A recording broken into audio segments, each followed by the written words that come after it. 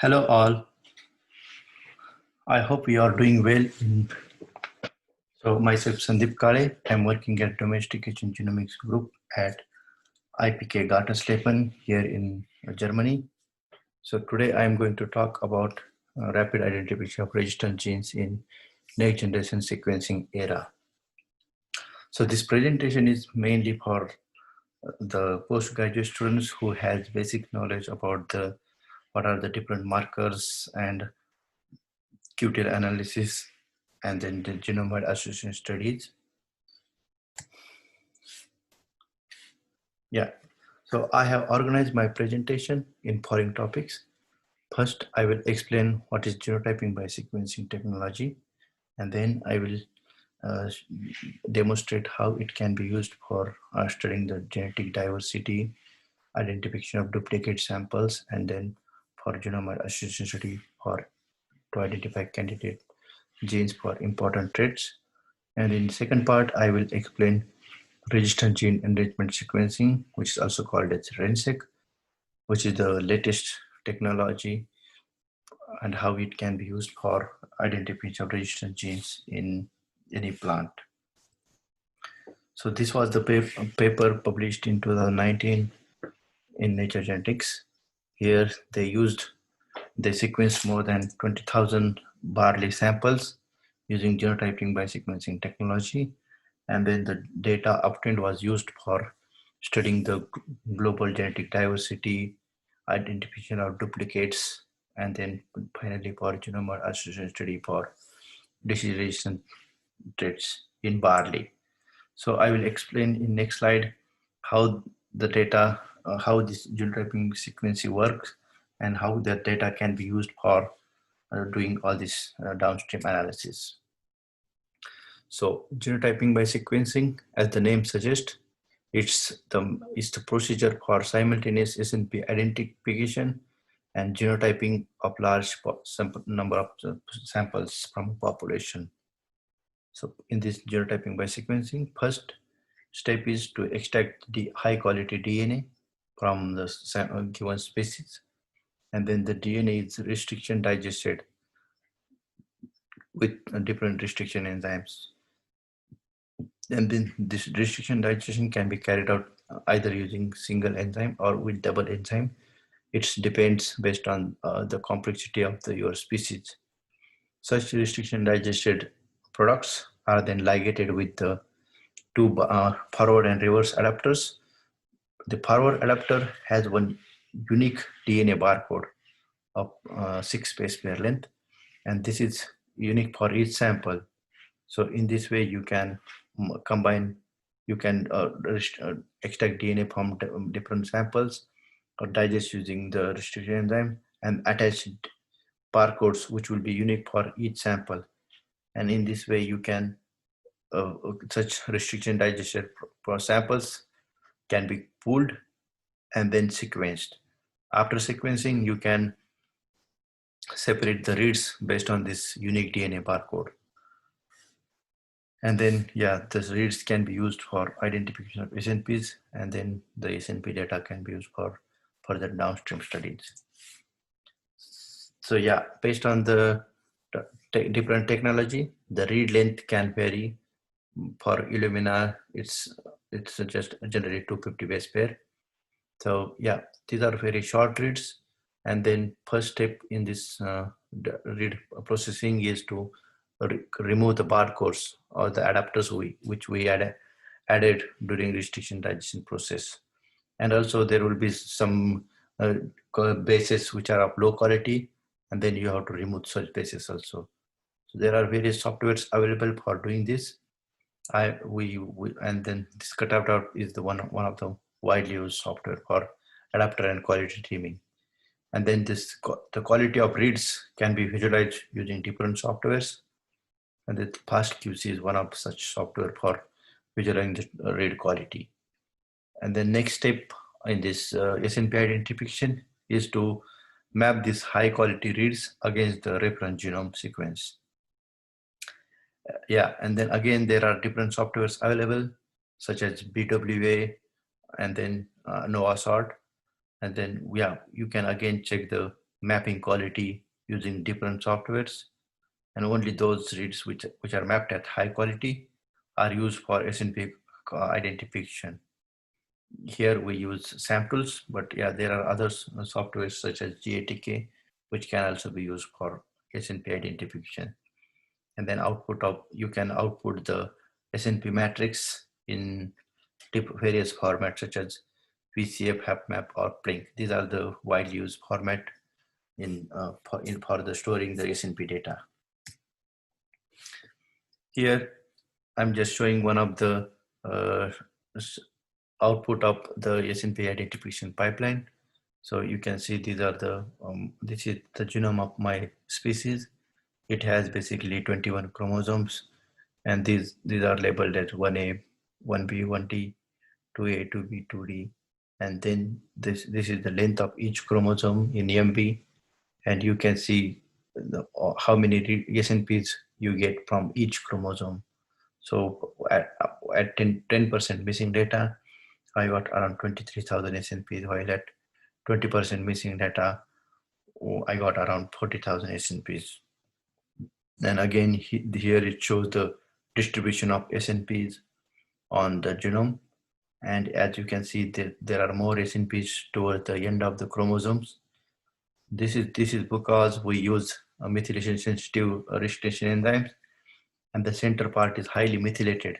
And so the restriction enzymes, they cannot able to cut in the center part. While also there is very high recombination rate towards the end. And so the SNP density is also high towards the end. Yeah, and the first use of this SNP data is to study the genetic diversity. There are different methods available for studying the genetic diversity. One of the widely used method is principal component analysis.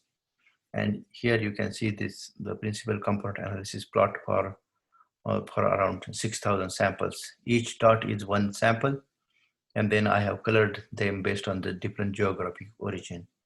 And you can see the samples from European, they have clustered together. Similarly, sample from Asian region, they have also clustered together. So it means these samples from Asia, they are closely related among themselves, but they are distantly related to the samples from European region. Yeah, so this way you can, when you have some samples with unknown origin, you can predict from which region it might have came. Second important things for this the SNP data is you can identify the duplicate sample. So this is just like you are comparing SNP marker from one sample against another, and then check how many SNPs are common between these two markers, and based on that you can predict or determine how closely related these samples are. And then one of the method used for identifying the duplicates is calculation of this IBS. It's the identity by state matrix, which is nothing but it shows how these SNPs are related to each other. And higher the value means higher the samples are related to each other. So if you say this 85 means, okay, 85% and genome of these two samples are similar, while 1 means these two samples are highly similar or identical. And then you can, based on this plot, you can identify such duplicate samples, and then you can decide what to do. You can either remove them from the downstream analysis, or yeah. Another important aspect of this genotyping or SNP analysis is doing genome association study. So this is basically studying how your genotypic data is related to the phenotypic data. And then for this, you have to first sequence diverse collection, like we sequence around 3,000 samples from one species. And then we got 20,000 SNPs with 10% missing data. And then we also phenotype these 3,000 samples for one of the important disease. And then you combine this genotypic and phenotypic data, and then run the genome association analysis. There are different models available for doing this, like generalized linear model, mixed linear model, and so on and so forth. So we use this mixed linear model, which also correct for the population structure. And then we did the GWAS using GAPIT software. And yeah, the result of GWAS can be visualized using this Manhattan plot. And yeah, you can see these are again the 21 chromosomes from my species. And yeah, from this plot you can see there is no significant SNPs for this disease, because this is mainly because disease resistance is very complex trait, and it's not possible to identify candidate loci with only 20,000 SNP markers. And so we need more number of markers, and yeah, GBS might not be useful for identifying the candidate loci for this disease resistant genes. So people are nowadays people are using another methods. It's called association genetics with resistant gene enrichment sequencing. So yeah, for in plant there are different kind of resistant genes present. They act against the pathogen, and then yeah, somehow prevent plant from getting infected. So majority of cloned R genes are of NBSLRR class. There are different types of resistant gene present, but the majority of R genes are of NBSLRR class. And then yeah, there were different approaches used for identifying of resistant genes, such as map-based cloning, where you have to develop a large population, do QTL analysis, and then file map this population, and then identify the candidate genes. And the another method is transposon tagging, but these two methods are very time consuming, and yeah, it requires at least 5-6 years of hard work, and they are also laborious. So recently, the Jupe et al. They developed resistant gene enrichment sequencing method. So this method uses this 120 base pair RNA sequences. These are called BETs. So these BETs, they bind to these are complementary to the NBSLR sequences, and these are biorelated towards the 3' end, and then this can be captured using streptocoated magnetic beads. But yeah, though this resistant gene enrichment sequencing is very useful, we cannot use for doing we cannot use this for sequencing 3,000 samples, and so we have to you have to identify some diverse accessions. So again, this is the use of this principal component analysis. Yeah, from the principal component analysis, you can select diverse accessions, and which are covering the entire diversity also.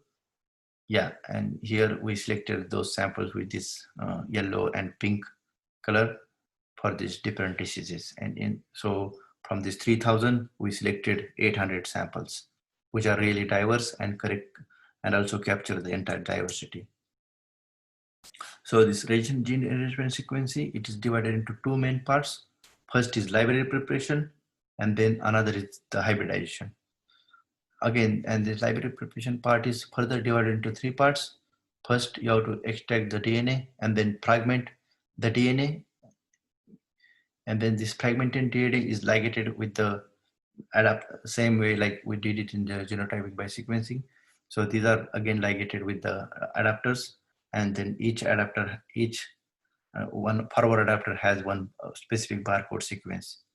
And then you amplify this product using index PCR. Once you amplify the products, you can combine the samples from DNA from different samples, and this is called library multiplexing. And then from this multiplex library, you can capture the DNA fragments using the biotinted probes, and then this can be captured using streptocoated magnetic beads. Yeah, and then yeah, so this is the important step. Here you are only capturing fragments which are from this NBSLRR gene, and then you are again amplifying these sample fragments, and then you can sequence based on the different platforms such as PacBio or Illumina. Yeah, so this is, yeah, once you do the sequencing, you will get the short reads because we use this Illumina, so maximum read length was 250 base pair, and so we did pair-end sequencing. So yeah, for so maximum the fragment what we can sequence is of 500 base pair length. Yeah, again you have to remove the adapters and do the quality trimming. Once these reads are trimmed, you can, instead of calling for SNPs, here you identify Kmer. So Kmer are nothing but short stretch of sequences, and yeah, these are, and then this can act as also the markers. So you identify these Kmers from all the reads from each sample, and then you will get this Kmer count table. So this is nothing but, yeah, the different Kmers and how many times this particular Kmer has occurred in your sample. And then you repeat this Kmer counting process for all the samples, and then you check, okay, in which sample this particular Kmer is present. So yeah, so for example, for this S1 sample, the Kmer 1, 3, 4, and N is present, but this Kmer 2 is absent in S1 sample. Similarly, for S3 sample, Kmer 1 is absent, but other K2, 3, 4, and N Kmers are present. So this is the same matrix like SNPs. So this is called presence absence matrix. And this matrix, along with the phenotyping data, can be used for doing the genome association studies. And then, yeah, again, you identify Kmers which are associated with the trait of interest. And these Kmers, they can be mapped on the reference genome, or you can also develop a de novo assembly based on the reads, based on this NBS RenSeq reads for one of the registration samples. And then these Kmers can also be mapped against the quantic assembly of the registration samples. And then based on that, you identify quantics from which maximum number of Kmers are associated with a particular trait of interest. And then this candidate may be the probable complete NBSLRR gene responsible for that disease. So we did this registration gene enrichment sequencing for one of the diseases in our precis. And here you can see this is the very saturated graph, but on the right side you can see there were 3 quantics from which a large number of Kmers were significant. And these 3 quantics, out of these 3 quantics, 1 quantic was having the full length coiled NBSLR gene, while 2 were the partial quantics. So yeah, you can see from this, we can rapidly identify the full length NBSLR gene responsible for the disease resistance. So in summary, yeah, genomics, especially NGS technology, can be used for faster and efficient fingerprinting of large number of samples, and then also for identification of duplicates and for removing the redundancy, then selection of diverse samples like we did. Out from this 3000, we selected 800 diverse samples, and also for genome association study and for genomic selection analysis. And then I also showed you that registration gene enrichment sequencing, how registration gene enrichment sequencing can be used for rapid identifiable candidate genes. And then these candidate genes can be used for improving the disease resistance rate from that particular crop. Yeah, as you can see, this is so much of work, and yeah, I would like to thanks my all the colleagues and my supervisors from IPK Gatersleben. And finally, thank you very much for your listening. Bye-bye.